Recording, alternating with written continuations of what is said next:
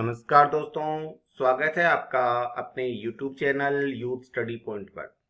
आज है 16 सितंबर 2020 और 16 सितंबर 2020 को जितने भी महत्वपूर्ण प्रश्न हमारी प्रतियोगिता परीक्षाओं को प्रभावित कर सकते हैं, उन सभी पर हम एक विस्तृत और गहन चर्चा करने जा रहे हैं। अपनी चर्चा रहेगी मुख्य रूप से राजस्थान करंट अफेयर्स के साथ साथ राष्ट्रीय और अंतरराष्ट्रीय उन करंट अफेयर्स पर जो कि हमारी आगामी प्रतियोगिता परीक्षाओं के लिए अत्यंत महत्वपूर्ण रहने वाले हैं। विशेष रूप से Rajasthan police, Delhi police, SSC, railway, पटवार आदि सभी परीक्षाओं के लिए ये प्रश्न अति महत्वपूर्ण रहने वाले हैं। आप अपनी संपूर्ण तैयारी को बनाए रखने के लिए वीडियो में अंत तक जरूर बने रहें। अंत में आपसे एक विशेष प्रश्न भी पूछा जाएगा जिसका उत्तर आपको कमेंट बॉक्स में लिखना है। यदि आपको ये वीडियो अच्छा लगे तो आप इसको लाइक जरूर करना और जिन्होंने अब तक सब्सक्राइब नहीं किया है वो सब्सक्राइब भी कर लेना, ताकि किसी भी प्रकार का कोई वीडियो आपके लिए तैयार किया जाए तो आपके पास सबसे पहले पहुंचे। सबसे पहले चलते हैं हम हमारे पिछले वीडियो के अंतिम प्रश्न की ओर जो आपसे पूछा गया था। प्रश्न था, हाल ही में चर्चा में रहा सज्जनगढ़ जीव अभयारण्य किस जिले में स्थित है? विकल्प थे सवाई माधोपुर, दौसा, जयपुर या उदयपुर। तो इसका सही उत्तर है नंबर 4, उदयपुर। उदयपुर में सज्जनगढ़ जीव अभयारण्य स्थित है। ये प्रश्न बहुत बार वैसे सामान्य रूप से भी पूछा हुआ है कि सज्जनगढ़ जीव अभयारण्य कहाँ है, लेकिन इस समय विशेष रूप से चर्चा में बना हुआ है तो आपसे जरूर पूछा जा सकता है। अब चलते हैं हम हमारी आज की विशेष वार्ता की और आज का पहला प्रश्न है, हाल ही में इंदिरा गांधी राष्ट्रीय कला केंद्र नई दिल्ली में गुलाब कोठारी द्वारा लिखित किस पुस्तक का लोकार्पण किया गया है? विकल्प है मेरा राजस्थान, लोक जीवन की वानगी, विद इन लाइन हारमोनी, अक्षर यात्रा या संवाद उपनिषद। तो इसका सही उत्तर है नंबर 1, मेरा राजस्थान, लोक जीवन की वानगी। इस पुस्तक का हाल ही में इंदिरा गांधी राष्ट्रीय कला केंद्र नई दिल्ली में लोकार्पण किया गया है। विशेष चर्चा करें तो 14 सितंबर 2020 को राष्ट्रीय इंदिरा गांधी कला केंद्र नई दिल्ली में हिंदी दिवस के उपलक्ष्य पर मेरा राजस्थान, लोक जीवन की वानगी पुस्तक का वर्चुअल लोकार्पण किया गया है। यह पुस्तक राजस्थान पत्रिका के प्रधान संपादक गुलाब कोठारी द्वारा लिखित है। इसके बाद है अगला प्रश्न। अगला प्रश्न है, हाल ही में एमएसएमई उद्योगों को बढ़ावा देने के लिए उद्योग विभाग ने किस बैंक के साथ समझौता किया है?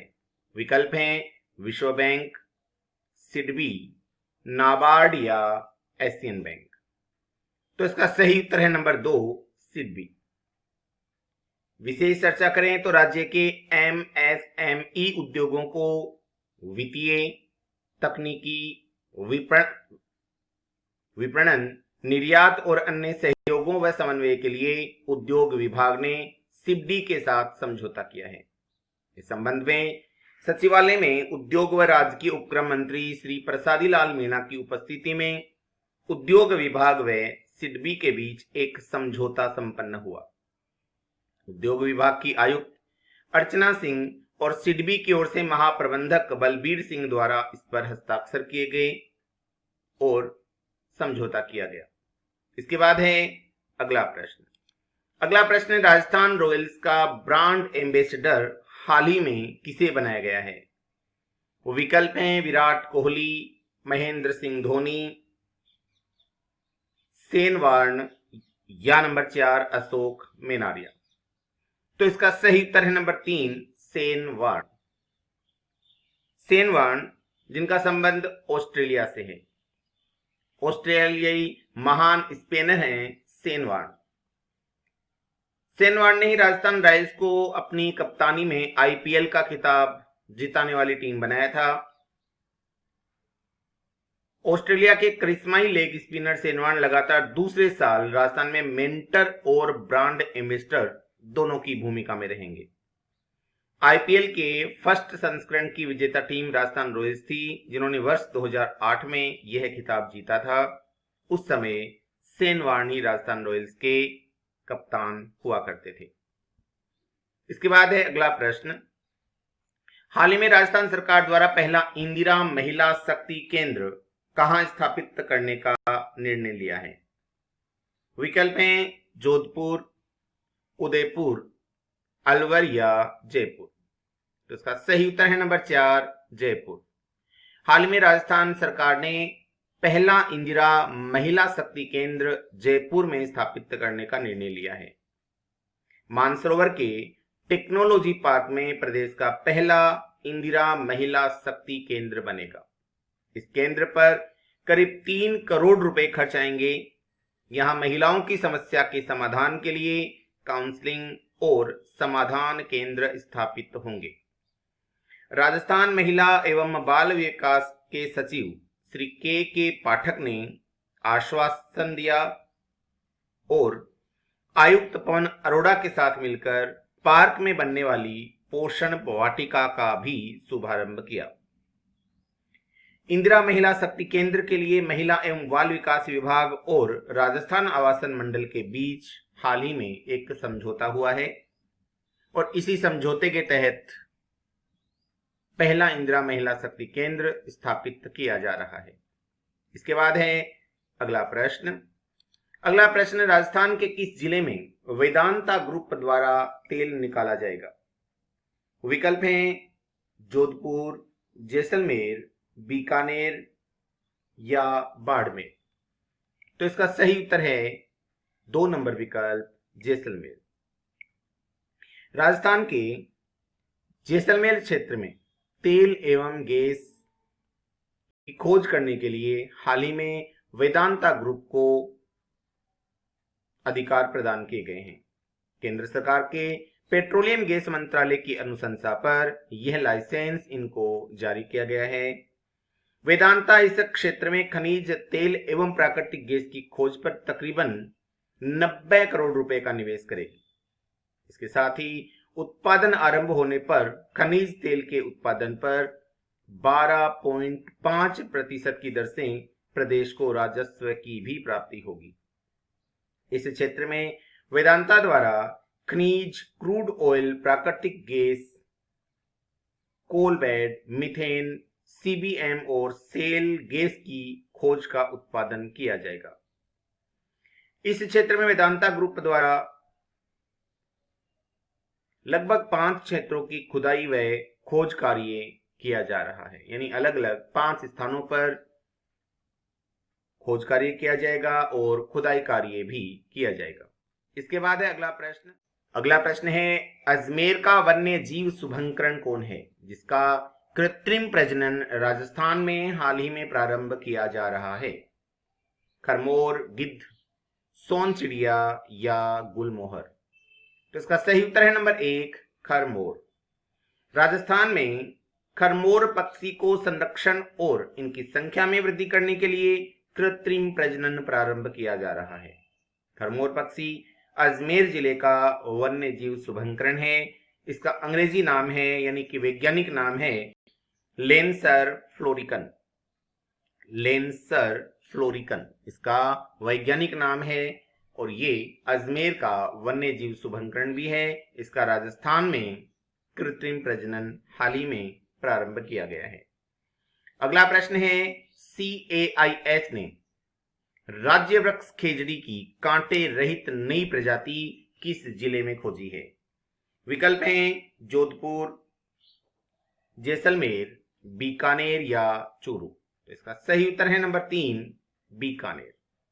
बीकानेर में हाल ही में CAIH ने राज्य वृक्ष खेजड़ी की कांटे रहित एक नई प्रजाति यानी नई किस्म की खोज की है।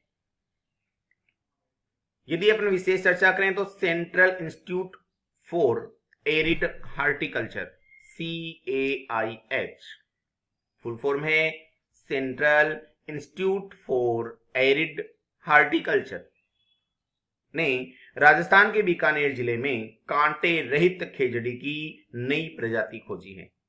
इसका परीक्षण काजरी जोधपुर में चल रहा है। बहुत बारी प्रश्न पूछ लिया जाता है कि काजरी कहाँ है, तो आपको बताना है जोधपुर में, और जोधपुर काजरी में ही इसका प्रशिक्षण यानी कि परीक्षण भी चल रहा है। इसकी खोज चल रही है कि कैसे इसमें और सुधार किया जा सकता है। अगला प्रश्न है, राज्य के शहरों व नगर पालिका में रेहड़ी, ठेला आदि लगाने वाले को सस्ते ब्याज पर ऋण उपलब्ध कराने हेतु संचालित योजना का नाम क्या है? प्रधानमंत्री स्वनिधि योजना, प्रधानमंत्री उपहार योजना, मुख्यमंत्री समृद्धि योजना या मुख्यमंत्री स्वनिधि योजना? तो इसका सही उत्तर है नंबर 1, प्रधानमंत्री स्वनिधि योजना। विशेष चर्चा करें तो प्रधानमंत्री स्वनिधि योजना के तहत राज्य के सभी बड़े शहरों और नगरपालिका क्षेत्रों में रेहड़ी, ठेला या पटरी के किनारे पर स्ट्रीट वेंडर्स के रूप में अपना गुजर बसर करने वाले गरीब परिवारों को चिन्हित कर इस योजना का लाभ दिया जाएगा। इस योजना के तहत 10,000 रुपए तक का ऋण सस्ती ब्याज से उपलब्ध करवाया जाएगा ताकि उनकी आजीविका पर किसी भी प्रकार का कोई प्रभाव नहीं पड़े और वे इस लॉकडाउन के समय अपने परिवार का भरण पोषण आसानी से कर सकें। इसके बाद है अगला प्रश्न, किस बैंक ने आई स्टार्टअप 2.0 की शुरुआत की है? विकल्प हैं SBI, यस, UBI या ICICI बैंक। तो इसका सही उत्तर है नंबर 4, ICICI बैंक। विशेष चर्चा करें तो ICICI बैंक ने आई स्टार्टअप 2.0 नाम से एक नया उत्पाद पेश किया है। स्टार्टअप्स और उद्यमियों की बैंकिंग जरूरतों को पूरा करने के लिए इसे प्रारंभ किया गया है।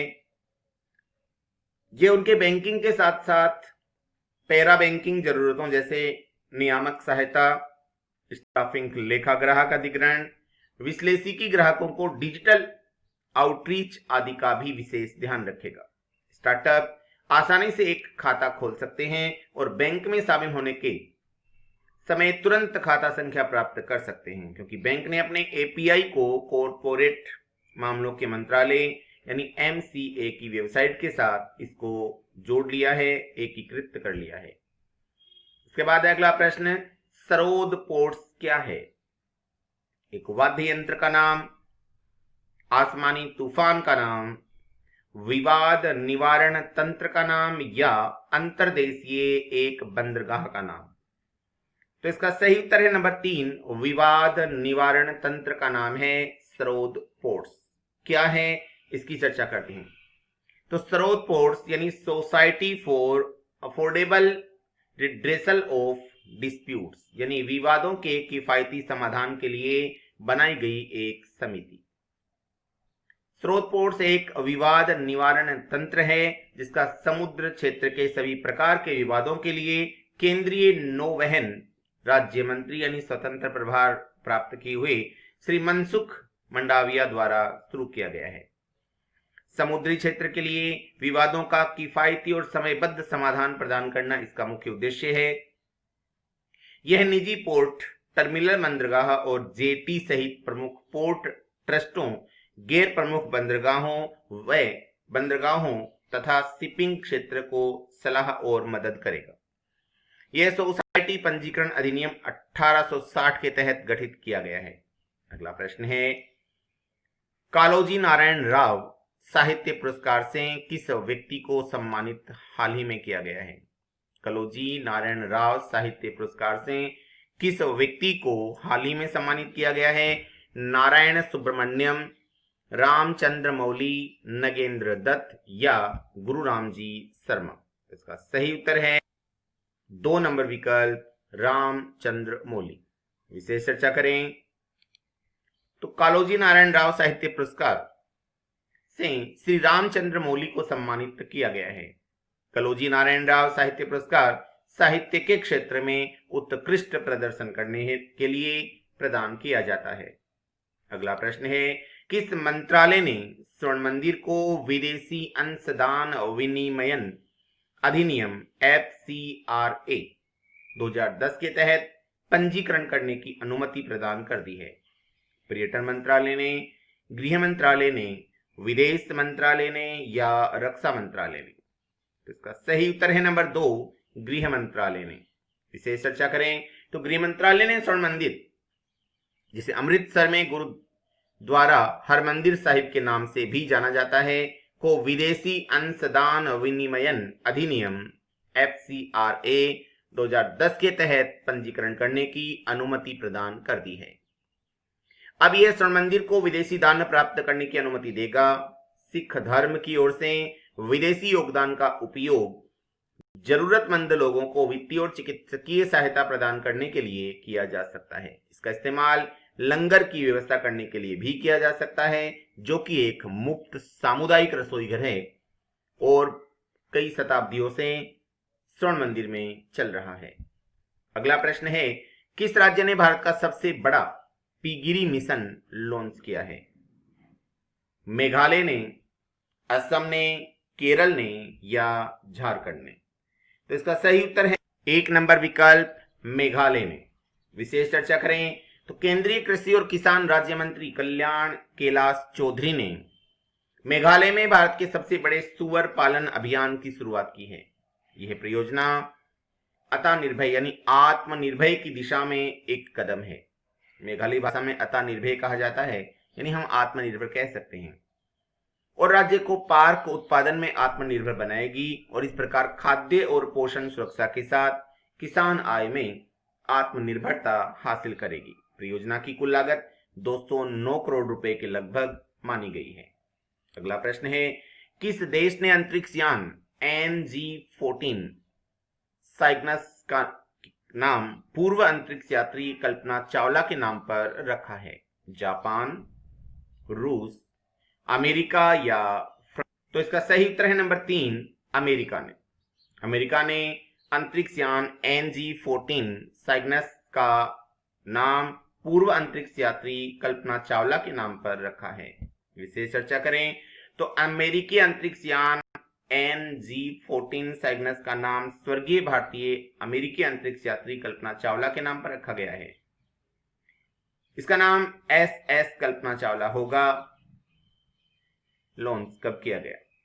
तो SS कल्पना चावला कैप्सूल को एंटेयर्स रॉकेट NG-14 मिशन के तहत 29 सितंबर को नासा के वर्जीनिया स्पेस के mid Atlantic regional space port MARS valve island से लॉन्च किया जाएगा। बात कल्पना चावला की करें तो चालक दल के रूप में अंतरिक्ष में जाने वाली ये पहली महिला थी कल्पना चावला। 2003 में स्पेस शटल कोलंबिया में सवार 6 यात्रियों के साथ इनकी मृत्यु हो गई थी। इसके बाद है कुछ विशेष छोटे छोटे प्रश्न, जैसे पहला हिंदी दिवस कब मनाया गया था? तो आपको याद रखना है 14 सितंबर 1953 को पहला हिंदी दिवस मनाया गया था।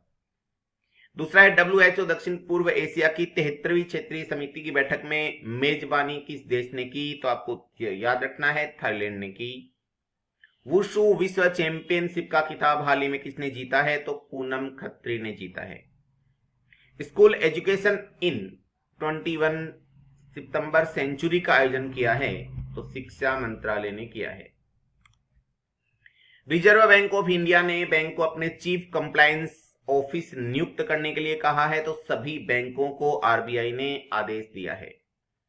प्रेस रावल को किसने नेशनल स्कूल ऑफ ड्रामा का चेयरमैन नियुक्त किया है? तो प्रेसिडेंट रामनाथ कोविंद ने प्रेस रावल को नेशनल स्कूल ऑफ ड्रामा का चेयरमैन नियुक्त किया है। प्रगति और सकाम छात्रवृत्ति योजनाएं राज्य अथवा केंद्र शासित प्रदेशों से संबंध हैं? तो वो हैं सिर्फ और सिर्फ जम्मू कश्मीर से संबंधित। अब आज का अपना विशेष प्रश्न, जिसका उत्तर आपको कमेंट बॉक्स में लिखना है।